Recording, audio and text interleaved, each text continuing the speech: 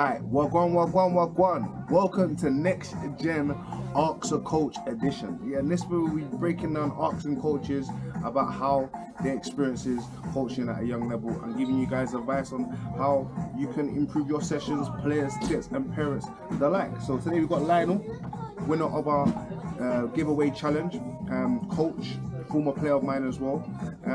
So Lionel, I want to ask you about your experience in now you're in the coaching, and I just want to hear about your experience as a coach now comparing it to when you was a player. So one thing I saw a lot was mindset and mind frame. Sometimes when coaches shout at us or get onto us, we think that they're doing it because it's for their game, but it was actually for our game. So let's say, for example, coming on time. As a coach now, I have to be on time because parents have responsibility. The parents are on me. They paid on time. So me coming late to my own sessions, it shows irresponsibility. As a player, I don't think I took it as seriously. I just thought that you were moaning because you want to be on time so you can get your subs, but it wasn't about that. It was about discipline. Even when I work in primary schools, I can't be late because the head teacher's on me. I got responsibility to the kids that I coach, and safeguarding as well. So that's one thing I learned, just being on time and responsibility. That's one thing that's very different.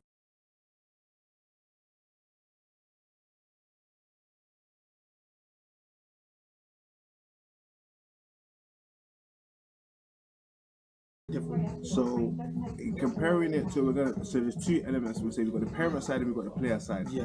So if you're looking at it as a parent side, you're dealing with a lot of parents now. Working in the coaching now, what kind of advice and what kind of advice would you give to parents in giving their child and even them in their journey of being as a footballer, comparing it to when you was playing as well? What kind of advice would you give to parents nowadays?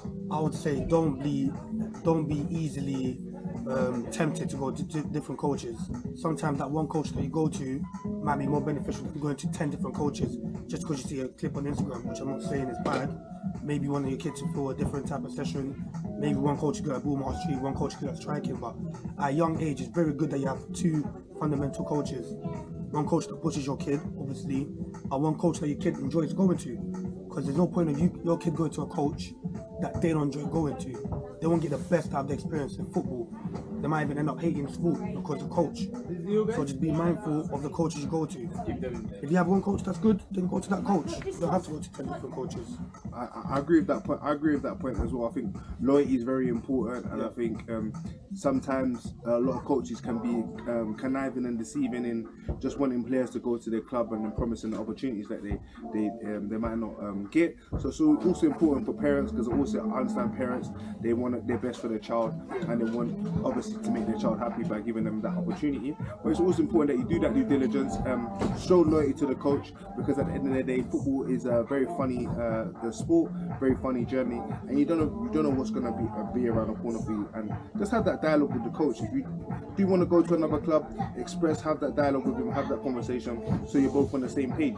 So from a player aspect, what kind of advice now, being a coach, coaching players, maybe you could be speaking to one of your players now, what kind of advice would you give to young players growing up trying to get from grassroots to professional? Boy, I would say don't chase the academy dream. Well, I can't say I was the academy level. I played a decent level. Obviously, I played for Luke, and he took me to verse very good teams. And some of the kids from the team, my team, and other teams trying to play pro. But everyone's journey is different, man. Sometimes you're not that academy player, and that's fine. Maybe you can progress into men's football. Maybe you should just continue in your JPL teams, in your Eco League teams. You might get more of that because you're probably one of the better players there, so you get more time with the coaches. When you get to that academy silk, you most likely be competing against players that have been there since under 6. So you wouldn't have as much love and time.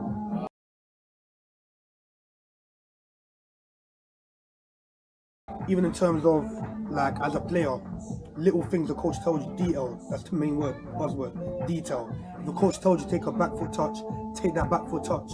As much as you might think that you're smarter than them, you're not. Yeah, that coach knows from experience. They probably played, they still know if you're playing that right now. So when a coach told you something, whether you don't like it or you do like it, take it on.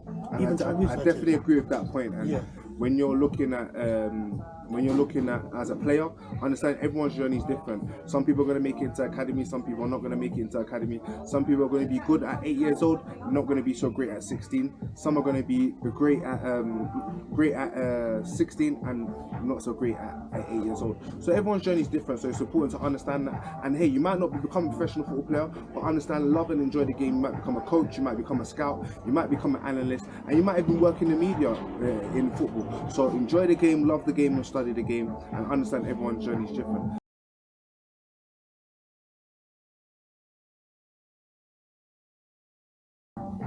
Thanks guys for joining the Next Generation Baller Show Coaches Takes. Don't forget to like, comment, share and subscribe. Yes? Let's go, buddy. All right. That's all right, man.